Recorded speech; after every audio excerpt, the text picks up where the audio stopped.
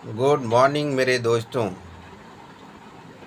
समाजशास्त्र UGC net में unit 10 के अंतर्गत इसके पहले हमने आपको 2 वीडियो दे चुके हैं और आज का टॉपिक हमारा है सांप्रदायिकता एवं धर्मनिरपेक्षवाद। इससे रिलेटेड हम आप लोगों के सामने कुछ प्रश्न लाए हैं। तो चलिए हम लोग चलते हैं रणभूमि में अपने कमर में तलवार बांध करके। तो आइए हमारा देखिए क्वेश्चन नंबर फर्स्ट है, आधुनिक भारत में निम्नलिखित में से कौन एक सामाजिक रूप से जटिल समस्या मानी जाती है जिसे राजनीतिक प्रेरित माना जाता है। राजनीतिक प्रेरित किसे माना जाता है? जातिवाद, सांप्रदायिकता और बेकारी निर्धनता। तो इसमें जो है कि सांप्रदायिकता का मतलब आप समझ रहे हैं। सांप्रदायिकता क्या होता है? सांप्रदायिकता ये होता है मतलब एक धर्म या मतलब एक कोई भी समुदाय एक धार्मिक रूप से, जब कोई एक समुदाय धार्मिक रूप से अपने आप को सर्वोपरि मानता है, राष्ट्र से भी सर्वोपरि मानता है, अपने ही धर्म को उच्च समझता है, उसी को हम क्या कहते हैं? सांप्रदायिकतावाद कहते हैं। देखिए सब लोग, आप लोग सुने होंगे कि सांप्रदायिक दंगे हो रहे हैं, हिंदू मुस्लिम दंगे हो रहे हैं, ठीक है। तो इसी को हम क्या है? सांप्रदायिकता कहते हैं। और ये जो है कि राजनीतिक लोग, जो नेता लोग होते हैं, वोट बैंक बनाने के लिए जो है कि सांप्रदायिक दंगे भी कराते हैं, धर्म के आधार पर लड़ाने का कार्य करते हैं, ठीक है। और लोगों को धर्म के आधार पर बांटने का कार्य करते हैं कि हिंदू हैं या मुस्लिम हैं। इस आधार पर जो है कि सांप्रदायिकता को बढ़ावा दिया जाता है। तो ये कौन प्रेरित करते हैं? तो ये हमारे जो है कि सांप्रदायिकता, ये जो राजनीतिक दल होते हैं वही प्रेरित करते हैं सांप्रदायिकता को, जिसको करते हैं सांप्रदायिकता को कहते हैं, ठीक है। जातिवाद, अपने जाति को ही उच्च समझना, अन्य जाति को निम्न समझना, अपने को सर्वोपरि समझना ही जातिवाद होता है। इसी प्रकार से बेकारी निर्धनता हो गया। चलिए मेरे प्यारे मित्रों, तो हम नेक्स्ट क्वेश्चन पर चलते हैं। क्वेश्चन नंबर सेकेंड हमारा है, सांप्रदायिकता जैसी गंभीर सामाजिक समस्या की उत्पत्ति किस काल में प्रारंभ हुआ? तो जो सामाजिक समस्या की उत्पत्ति जो है, जो सांप्रदायिकतावाद है, ये सामाजिक समस्या उत्पन्न की, ये कब और ये किस काल में किया था? किस काल में प्रारंभ हुआ था? ये ब्रिटिश काल में हुआ था सांप्रदायिकता।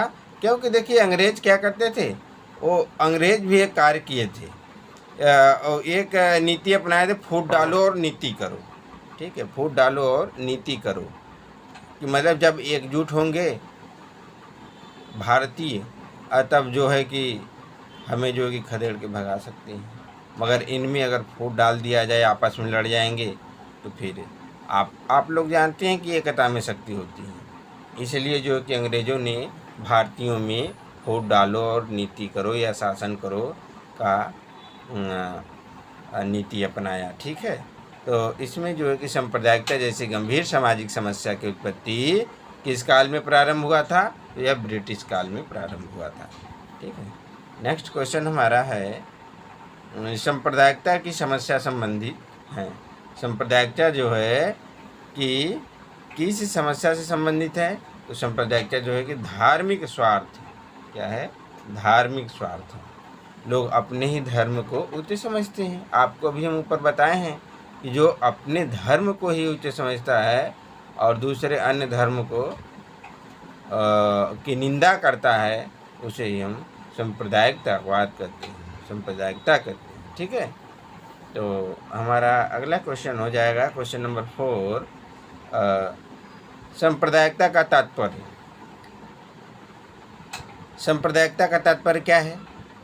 समूह पर आधारित ही, धर्म व भाषा पर आधारित विशेषित, समूहवाद, भाषावाद। तो सांप्रदायिकता जो है कि धर्म और भाषा के आधार पर विशेष हित है, ठीक है।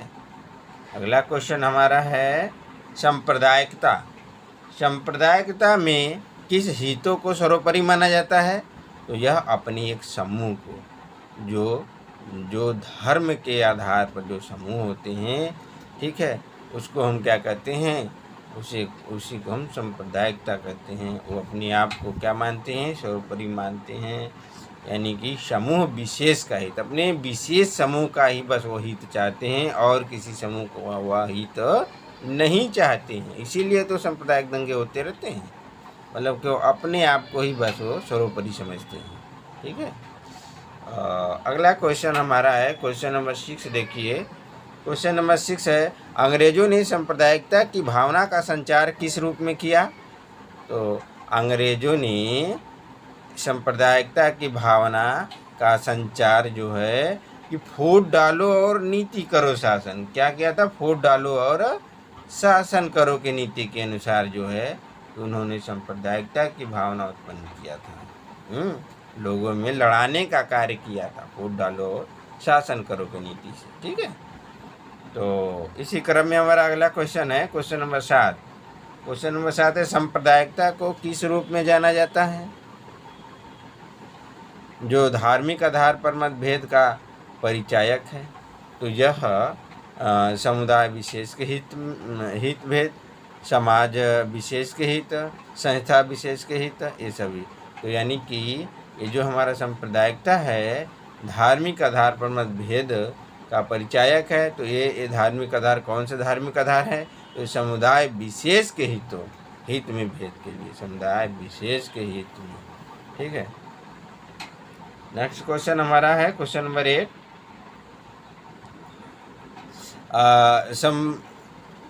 धार्मिक आधार पर उत्पन्न सांप्रदायिकता की चरमोत्कर्ष बिंदु का परिणाम माना जाता है। क्या माना जाता है?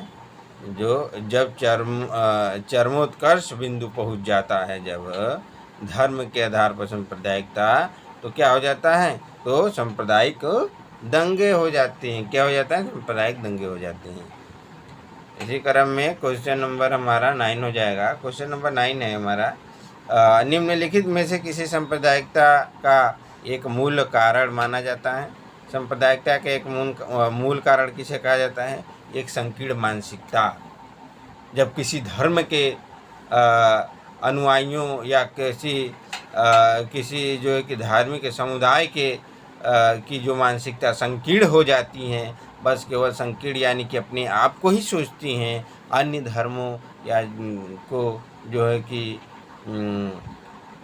अपने से निम्न समझती हैं, उनकी मानसिकता में यह चीज़ बैठ जाती हैं, तो क्या होता है? तब सांप्रदायिक दंगे हो जाते हैं। ठीक है। तब संप्रदायवाद का जन्म होता है। तो यानी सांप्रदायिकता का एक मूल कारण क्या हो सकता है जन्म देने का? ये एक मनुष्य या समुदाय के बीच में एक संकीर्ण मानसिकता की वजह से होता है। नेक्स्ट क्वेश्चन हमारा है क्वेश्चन नंबर 10।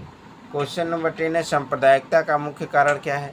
सांप्रदायिकता का मुख्य कारण है पृथक्करण की भावना, समाजवाद की भावना, न्याय की भावना, संघर्ष की भावना। तो सांप्रदायिकता का मुख्य कारण हमारा है पृथक्करण की भावना, पृथक्करण की भावना। अगला क्वेश्चन हमारा है क्वेश्चन नंबर 11। क्वेश्चन नंबर 11 है, सांप्रदायिकता गुट किस भावना से ओतप्रोत होते हैं?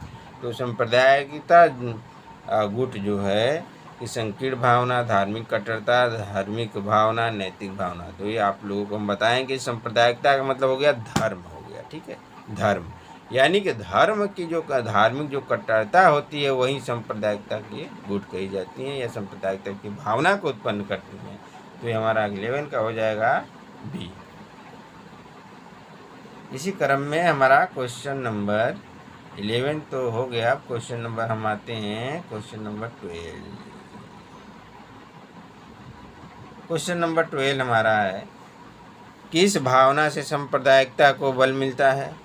तो ये जो है कि धार्मिक संकीर्ण मनोवृत्ति से जो है कि सांप्रदायिकता को बल मिलता है, यानी धार्मिक संकीर्ण मनोवृत्ति से। अगला क्वेश्चन है हमारे पास,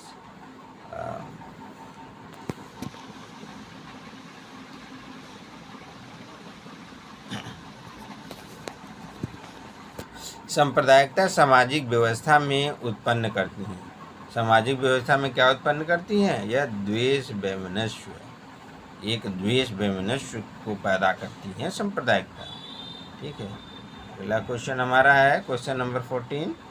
सांप्रदायिकता संबंधित समस्या किसके लिए एक रोग माना जाता है? रोग के समान है। एक समाज के लिए जो है जिस प्रकार से शरीर है, शरीर के अंग हैं, ठीक है, अलग हाथ पैर नाक मुंह पैर सब कुछ है, इसी से जो है कि हमारा पूरा शरीर चलता है, उसी प्रकार से समाज है। समाज में अनेक प्रकार के देखिए धर्म होता है, धर्म जाति, देखिए भारतीय समाज में देखिए तो धर्म जाति नियम कानून हर सबको मिला जुला कर एक भारतीय समाज के नाम से हम जानते हैं। ठीक है, तो अगर इसमें से कोई भी एक नियम रूढ़ी या धर्म जब अपने आप को एक संकीर्ण रूप में समझ लेता है और किसी को नहीं कुछ समझता है, वो कैंसर के समान हो जाता है, तो वही जो है कि सांप्रदायिकता को उत्पन्न करती हैं, एक रोग के समान हो जाता है। जैसे कि धर्म जो है सांप्रदायिकता को उत्पन्न करती हैं, तो धर्म एक समाज के लिए रोग का कार्य करती हैं। तो किसके लिए कार्य करती हैं? तो समाज के लिए कार्य करती हैं। तो नेक्स्ट क्वेश्चन हमारा हो गया क्वेश्चन नंबर 15। क्वेश्चन नंबर 15 है सांप्रदायिकता जैसी समस्याओं से निपटने हेतु निम्न में से किसे मूल मंत्र के रूप में स्वीकार किया गया है? मूल मंत्र के रूप में किसे स्वीकार किया गया है? ये जो है कि सरकार के नियंत्रण को, आध्यात्मिक मूल्यों की स्थापना को, कानून को, उपयुक्त में सभी को।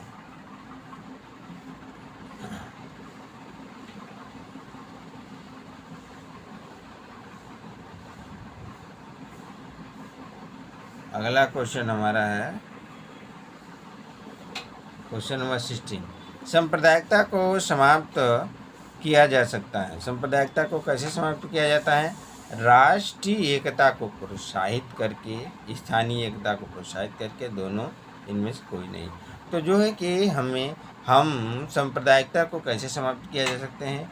राष्ट्र की भावना उत्पन्न करके लोगों के बीच में, ठीक है, राष्ट्र की भावना उत्पन्न करके, राष्ट्रीय एकता को प्रोत्साहन करके जो है कि हम सांप्रदायिकता को समाप्त कर सकते हैं। जैसे कि अब राष्ट्रगान के समय राष्ट्र की बात होती है, राष्ट्रगान, और इसमें जो है कि सभी धर्मों के लोग एकजुट होकर राष्ट्रगान करते हैं। अगर जैसे स्वतंत्रता दिवस हो गया, गणतंत्र दिवस पर जब हम झंडा लहराते हैं, जो तिरंगा हमारा है, उसमें जो है कि सभी धर्म एकजुट हो जाते हैं, हिंदू मुस्लिम सिख ईसाई। और इससे रिलेटेड देखिए सांग अगर कोई बजता है तब भी जो है कि हमें एकजुटता यानी राष्ट्रवाद की भावना उत्पन्न होती हैं। तो इससे जो है कि सांप्रदायिकता को समाप्त किया जा सकता है। तो इसी क्रम में हम आते हैं क्वेश्चन नंबर 17। क्वेश्चन नंबर 17 क्या है? क्वेश्चन नंबर 17 है सांप्रदायिकता जैसी गंभीर समस्या निम्न में से किसके लिए अधिक घातक होती हैं? तो सांप्रदायिकता जो है ये किसके लिए घातक होती हैं? ये राष्ट्र के लिए घातक होती हैं। इसलिए जो कि सांप्रदायिकता को राष्ट्र की भावना उत्पन्न करके उसे समाप्त किया जाना चाहिए। अगला क्वेश्चन हमारा है क्वेश्चन नंबर 18। क्वेश्चन नंबर 18 हमारा है पृथक प्रतिनिधित्व से तात्पर्य क्या है? पृथक प्रतिनिधित्व कैसे मतलब पृथक प्रतिनिधित्व मतलब अपने आप को अलग कर लेना, या अपने आप को या किसी अन्य समुदाय को अपने से अलग करना। समुदाय हो गया, व्यक्ति हो गया, वही वर्ग हो गया, धर्म जाति भाषा के आधार पर एक अलग मानना या पृथक, अपने आप को पृथक समझना, अलग समझना ही क्या है? पृथक प्रतिनिधित्व करता है। जैसे रंग के आधार पर लोग पृथक हो जाते हैं कि ये गोरे हैं काले हैं, वर्ग के आधार पर या निम्न वर्ग उच्च वर्ग के आधार पर हो जाता है, पृथकता देखी जाती हैं। उसके बाद धर्म के आधार पर, हिंदू धर्म मुस्लिम धर्म के आधार पर जो है कि इसमें पृथकता देखी जा सकती है समाज में। जाति के आधार पर, भाषा के आधार पर पृथकता, तो इनमें से क्या हो जाएगा? इनमें से सभी हो जाएगा। ठीक है, इसी क्रम में क्वेश्चन नंबर 19। क्वेश्चन नंबर 19 जो है हमारा है धार्मिक दृष्टिकोण से भारत निम्न में से किस श्रेणी के राष्ट्र में आता है? किस श्रेणी के राष्ट्र में आता है? यह धर्मनिरपेक्षता के रूप में आता है, यानी कि इसमें से धर्मनिरपेक्षता के रूप में आता है हमारा राष्ट्र जो है। धर्मनिरपेक्षता के बारे में आप लोग समझते हैं क्या होता है? धर्मनिरपेक्षता देखिए वह है जो जो है कि सर्वधर्म समभाव, सर्वधर्म समभाव, यानी कि सभी धर्मों के प्रति जो है कि समान भावना, यानी सभी को एक समानता देना। देखिए भारत में जो है कि अनेक धर्म हैं, सभी को समानता दिया जाता है, हर धर्म को, मगर किसी एक विशेष राज्य को जो है कि धार्मिक रूप से कोई दर्जा दिया नहीं गया है। तो यही है कि जो हमारा देश है, भारत है, राष्ट्र है, ये जो है एक धर्मनिरपेक्ष राज्य है, धर्मनिरपेक्ष राष्ट्र है, यानी सभी धर्मों को सर्वभाव सर्वधर्म संपन्न, यानी सबको जो है कि समानता की भावना दिया गया है। तो इसी क्रम में हमारा क्वेश्चन नंबर 20 आ जाएगा। क्वेश्चन नंबर 20 है, एक धर्मनिरपेक्ष राष्ट्र के रूप में भारत में संपूर्ण धर्मों के साथ किस प्रकार का व्यवहार किया जाता है? तो जो कि भारत में जो कि संपूर्ण धर्मों के बीच जो है एक समान यानी समानता की भावना से व्यवहार किया जाता है, यानी कि जो भारत है ये समान भाव, यानी कि एक धर्मनिरपेक्ष राष्ट्र के रूप में भारत में संपूर्ण धर्मों के साथ जो है कि समान प्रकार से व्यवहार किया जाता है। ठीक है, अब इसी क्रम में क्वेश्चन नंबर 21 आ जाएगा। क्वेश्चन नंबर 21 है, धर्मनिरपेक्षता का आशय क्या है? धर्मनिरपेक्षता का आशय है सर्वधर्म समभाव, यानी कि सभी धर्म को समान भाव, यानी सबको एक समानता देना ही सर्वधर्म समभाव होता है। इसी क्रम में हम क्वेश्चन नंबर 22 पर चलते हैं। 22 हमारा है, धर्मनिरपेक्ष होने से तात्पर्य अधर्मी होना अथवा संकुचित धार्मिकता पर चलना नहीं होता है। ठीक है, वरन उसका तात्पर्य पूर्णतः आध्यात्मिक होना होता है। यह किसने कहा था? यह राधा सर्वपल्ली राधा कृष्णन ने कहा था। यह आध्यात्मिक होना चाहिए धर्म के रूप में। अब आज के लिए इतना ही मेरे प्रिय साथियों। सांप्रदायिकता एवं धर्मनिरपेक्ष से संबंधित इसके जो बचे हुए भाग हैं, जो क्वेश्चन हैं, हम जल्द ही आप लोगों के सामने लेकर आ रहे हैं। ठीक है, तो तब के लिए आप सभी को शुभकामनाएं, और आप प्लीज़ मेरे चैनल को सब्सक्राइब करें, लाइक करें और कमेंट करें।